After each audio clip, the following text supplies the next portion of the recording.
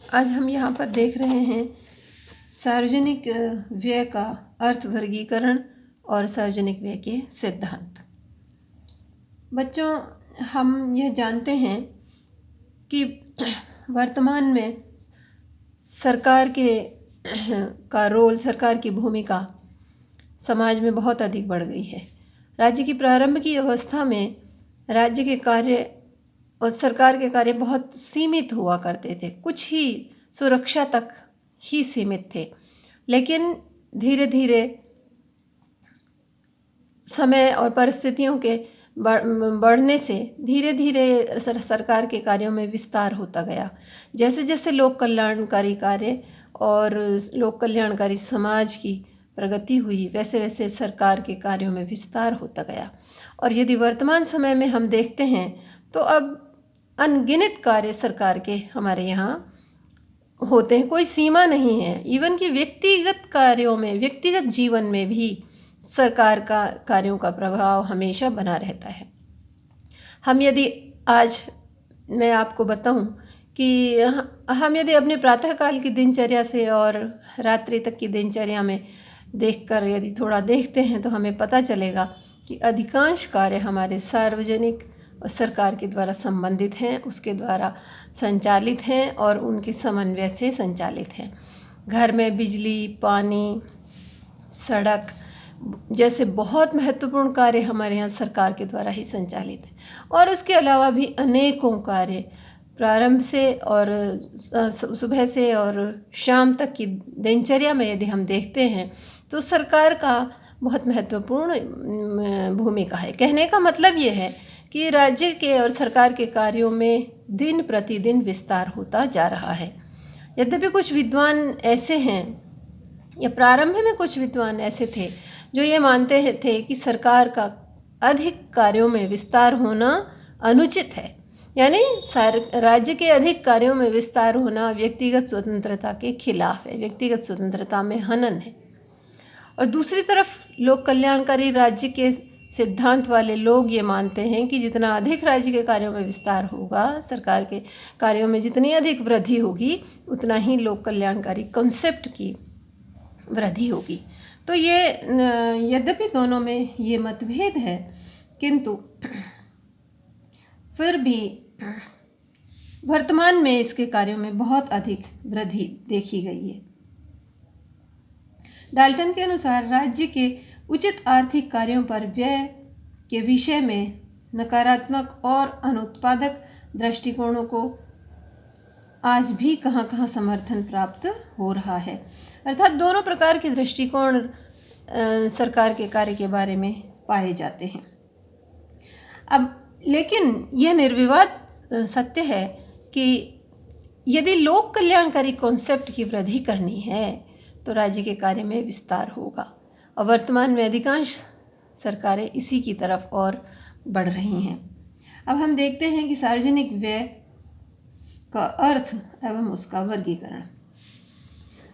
सार्वजनिक व्यय का अभिप्राय उस धनराशि से है जो सरकार या सार्वजनिक संस्था को आर्थिक एवं सामाजिक कल्याण की वृद्धि करने तथा नागरिकों की सुरक्षा और संरक्षण के लिए व्यय करनी पड़ती है। सार्वजनिक व्यय का अभिप्राय सरकार के उस व्यय से है जो सरकार द्वारा अपनी आवश्यकता की पूर्ति के लिए किया जाता है।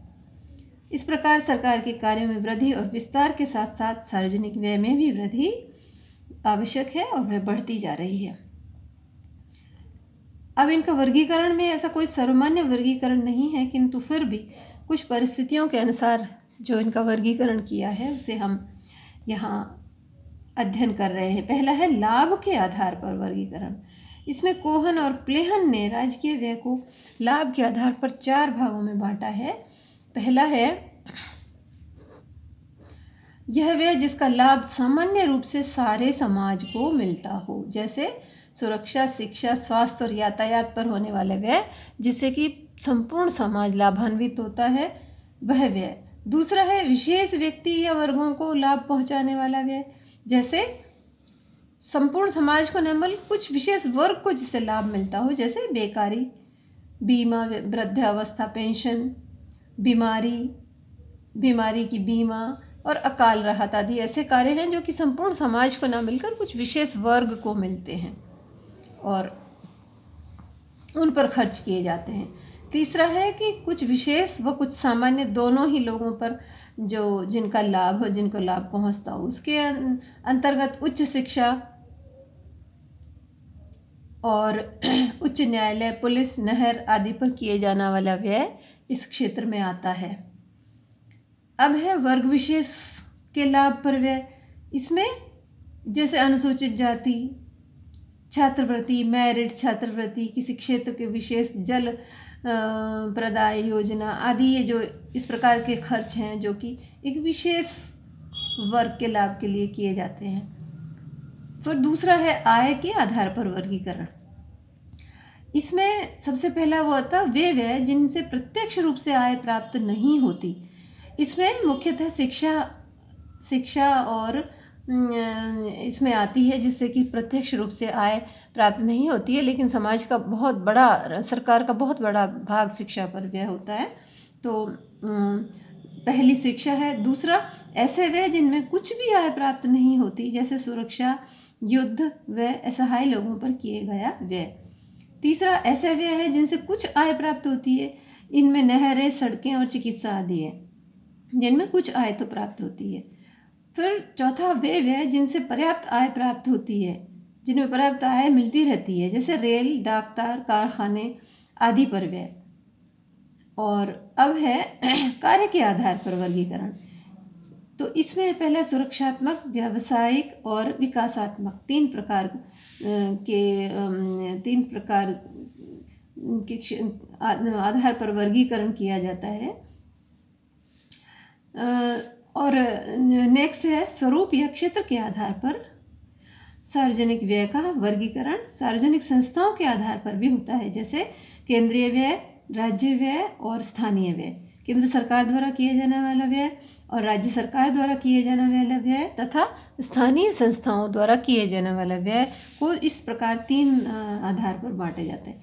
इसके अलावा डाल्टन ने कुछ वर्गीकरण किया है जो कि उसका बहुत महत्व है इस क्षेत्र में। जैसे पहला शांति एवं सुरक्षा व्यवस्था व्यय, दूसरा कूटनीतिक प्रतिनिधियों के रखरखाव पर व्यय, तीसरा नागरिक प्रशासन, चौथा न्यायिक व्यवस्था संबंधी व्यय, पांचवा कृषि उद्योग व वाणिज्य विकास पर व्यय, छठा शिक्षा, जनहित एवं सामाजिक सुरक्षा पर व्यय, सातवां राजकीय ऋण संबंधी व्यय। तो ये इस प्रकार से पृथक वर्गीकरण यहाँ पर किए गए हैं। मोटे तौर पर जो वर्गीकरण है उनका हमने अभी अध्ययन किया और इन्हीं मदों के अंतर्गत हम सार्वजनिक व्यय का अध्ययन करते हैं। तो हमने देखा कि बहुत प्रकार का सार्वजनिक व्यय जो पाया जाता है और चूँकि इसका महत्व बहुत बढ़ रहा है, वर्तमान समय में सार्वजनिक व्यय अत्यधिक रूप से बढ़ रहा है, इसलिए इसे हम आगे भी इसका वर्णन करेंगे, अध्ययन करेंगे। किंतु अब हम सार्वजनिक व्यय के विभाजन के बाद में अब हम अध्ययन करेंगे सार्वजनिक व्यय के सिद्धांतों का।